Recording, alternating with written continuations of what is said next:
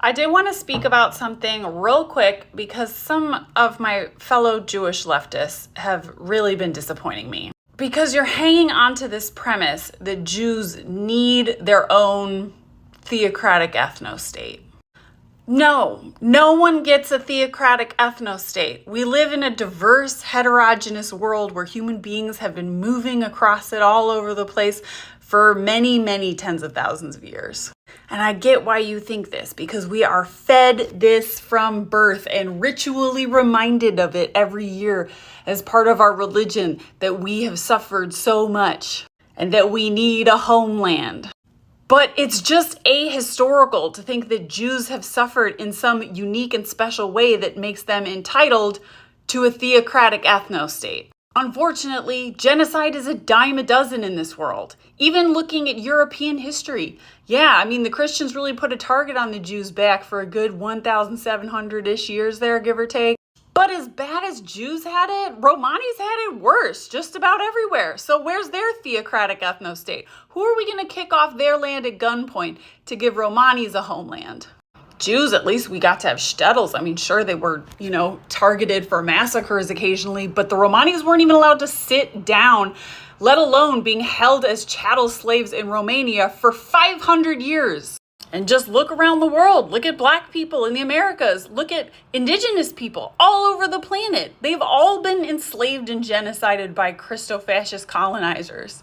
So our suffering just isn't that special. And the only reason that the UK and the US went along, touted that line and gave us an army was because they didn't want Jews in their countries after World War II. And they said, oh shit, we can send all these Jews to a desert where the indigenous people there have no standing army to defend themselves with and no modern military technology. And then we get an economic and military foothold in the Middle East that will always be beholden to us. Yeah, the UK and the US thought that was a pretty sweet deal after World War II. And y'all are leftists. I'm talking about Jewish leftists. Everyone gets a place to live and everyone gets equal rights where they live. So that means no theocratic ethno-states, anywhere, for anyone. That's just kind of how it's gotta be. And if you're carving out an exception for Jews just because you're Jewish, then you have no ideological integrity. So we need to think that one through a second time, folks. Jewish people are not indigenous to Palestine. To claim otherwise is a complete perversion of what the term indigenous means. Indigeneity is not about being able to trace your heritage to a land. As a British person who has lived in Britain for a long time, I am not an indigenous person. British people more generally would not use this term. You will notice that it tends to be limited to Aboriginal communities and the indigenous natives of North and South America. Just look at the Cambridge definition of indigenous, used to refer to or relating to the people who originally lived in a place, rather than people who moved there from somewhere else. It is quite literally impossible without mental gymnastics to see Israel as anything else. In 1882, there were 24,000 Jewish people, and by 1948, when the State of Israel was founded, there were 716,000. This is a massive jump that would not be possible without massive immigration to a place. Indigeneity has nothing to do with being able to trace your heritage to land.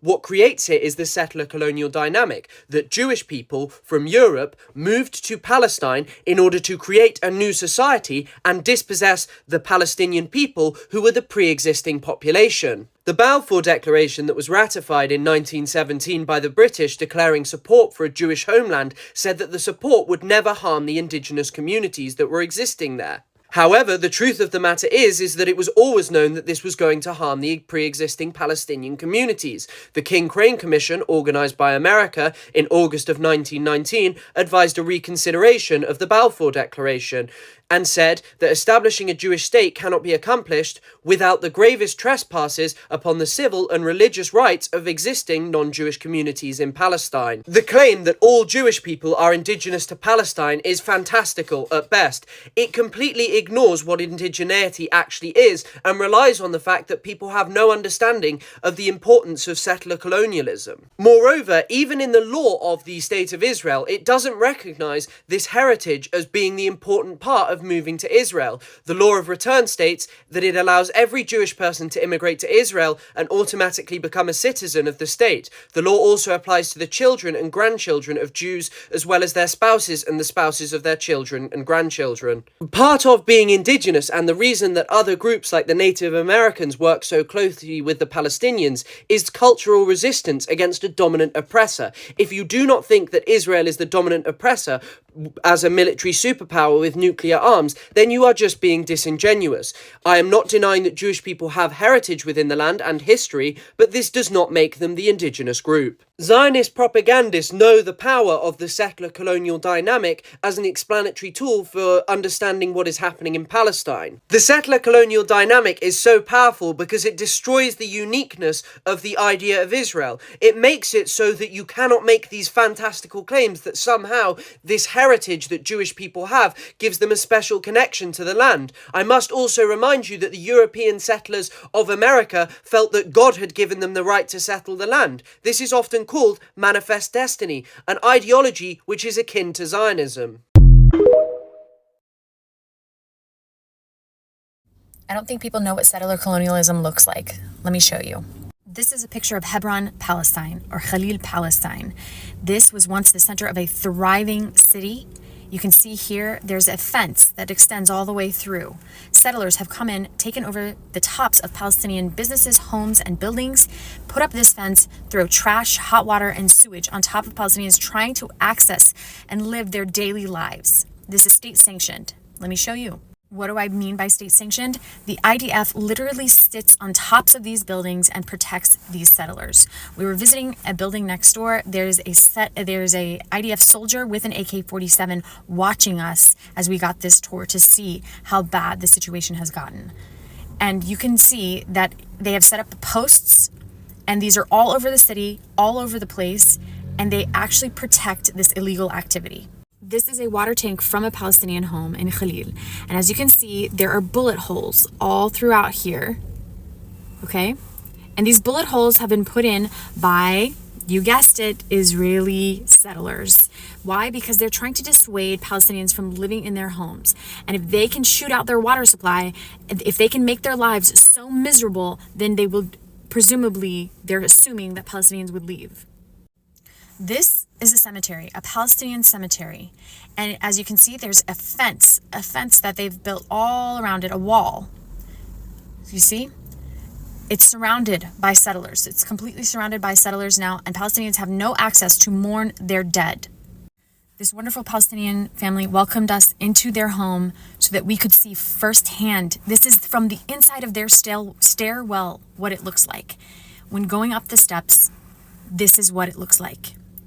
What was once a beautiful courtyard with the sky and sun shining in is now obstructed by a fence, barbed wire, and trash. And this is just a daily occurrence, going through checkpoint after checkpoint after checkpoint just to move around.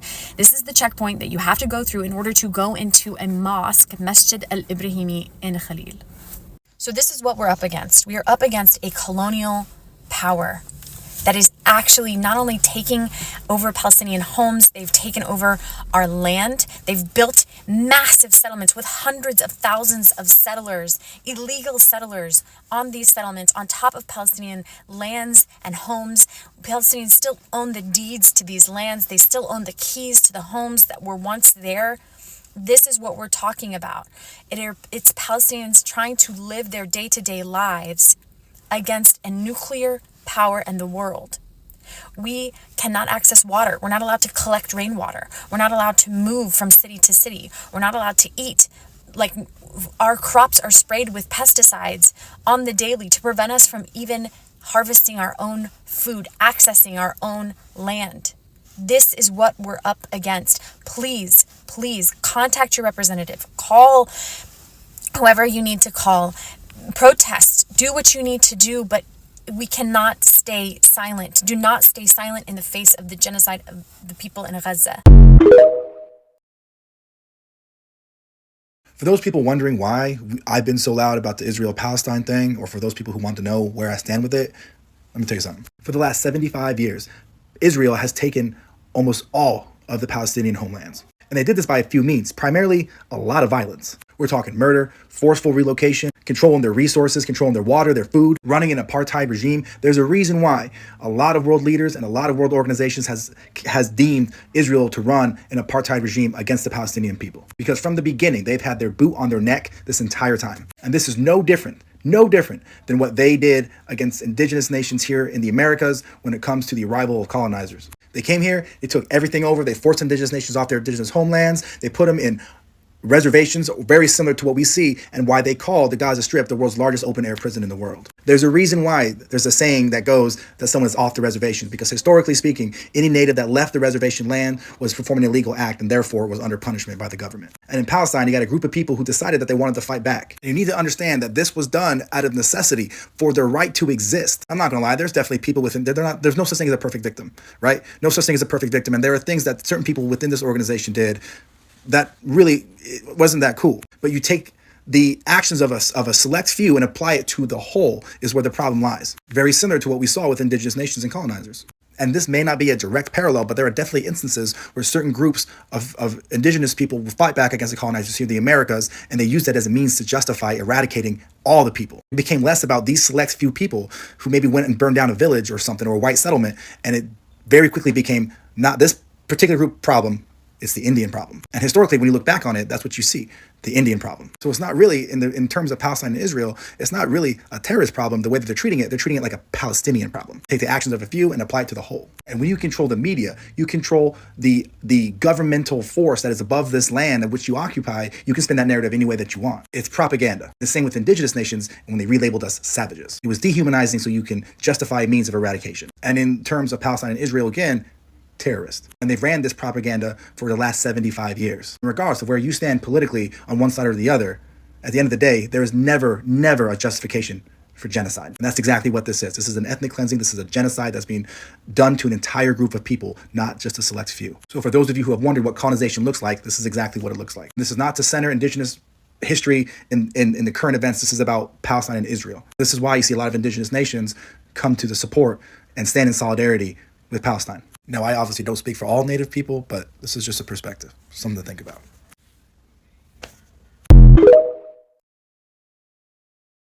I will not judge the American indigenous for fighting back against European colonial settlers. I will not judge the black community for fighting back against white supremacy. I won't judge India or Ireland for fighting back against the crown. I won't judge the ex-colonial African countries for fighting back against France. I won't judge the Latin American peoples for fighting back against fascist regimes that were propped up by our intelligence agencies. I will not judge the indigenous black South Africans for fighting back against an apartheid state. I do not judge a scrawny freshman for fighting back against their high school senior bully. So likewise, I do not judge the Palestinians for fighting back against a literal cleansing. And I'm certainly not going to condemn all of them for the actions of a few. You see, the thing I think people keep forgetting is that it's not our call to make, to decide which action is and is not justified. Who are we to evaluate the PR of an oppressed people who were quite literally born inside of a war zone? Why do I feel this way? Well, just for two reasons, really. Number one being, I don't live in the open-air prison known as the Gaza Strip, with a population density that's similar to New York City. Only instead of skyscrapers, people live in bombed-out hospitals, without food or water or electricity, where the average age is 18 years old, where you lose your family to a senseless war, knowing that 5 miles down the road, somebody could be passing a law to have armed civilians beat you out of your home and legally take it from you.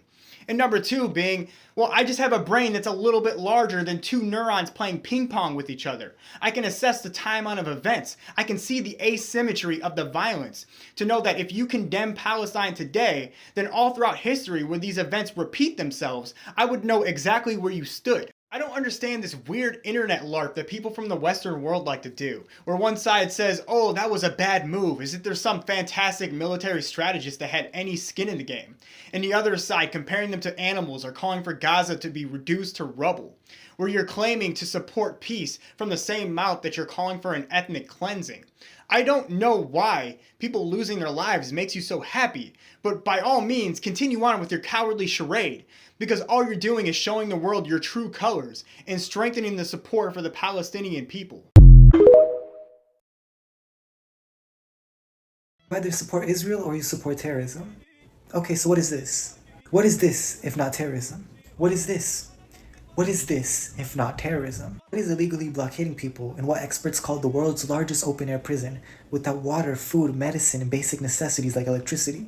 If not terrorism? What is using illegal white phosphorus on civilians? Telling all the civilians to leave the region, to leave their homes, and then attacking the one way out, trapping the civilians and enacting collective punishment on a group of people where half of them are children, which, by the way, is a war crime. What is just last week helping an authoritarian regime ethnically cleanse 120,000 indigenous people from their homeland?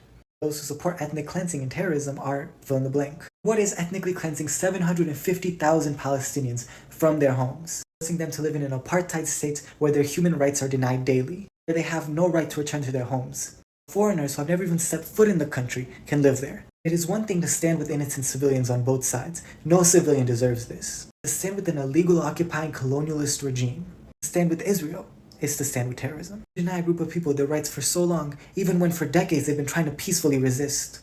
What do you think is going to happen? Of course revolution is going to happen. Violently suppressing that and razing their cities to the ground is not the solution for peace. If you really want peace in the region, Palestinians need their rights. If you support peace, you support a free Palestine.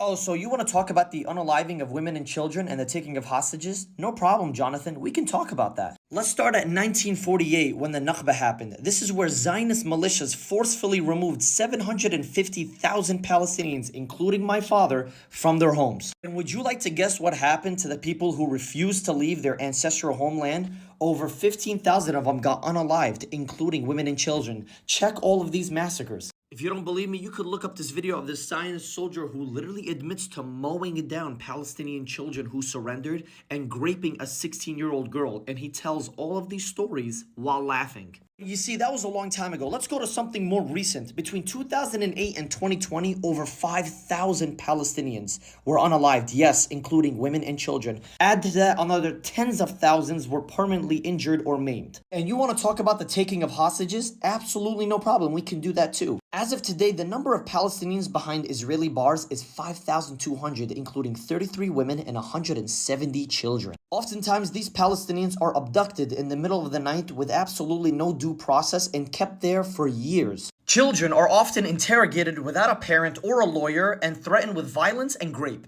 And on top of all this, these people are not judged by a civil court system. They're judged by the military court system with a 99% conviction rate. This means that if you go under this court system, there's a 99% chance that you will be found guilty and go to jail. So disrespectfully, do not come to me trying to start a conversation about the unaliving of women and children and the taking of hostages if you do not include Palestinians in that conversation. This is going to make a lot of people mad, and this is going to make a lot of people cry, but that's just the way things are. To the people of Israel, asking me in my comments, do I not care about the innocent citizens lost during this war? And my question to you is, do you care about the innocent lives of the people of Palestine lost during this war? Lost during decades, lost 5 months ago, lost 6 months ago? If your voice was silenced when your leaders were committing genocide against innocent people of Palestine due to greed, then my voice is silent. When you're being affected by the same war you started. You see, respect goes both ways. You respect me, and I respect you. You are empathetic towards me, and I am empathetic towards you. You respect my property, and I respect your property. I will not care for someone who does not care for me. That's just the law of life. You were silent when your leaders were committing genocide for decades against innocent children due to greed. And now you want me to speak for you? When you are not speaking for the innocent? It is not the people of Palestine who is hurting you. It is not the people who are saying free Palestine who is hurting you. It is the greed of your leaders. And it was your silence and your failure to hold your leaders accountable that is coming back to you and hurting you today. That's how life works. You hurt people and you get hurt back. Karma is a bitch. Excuse my language. Karma is a real bitch.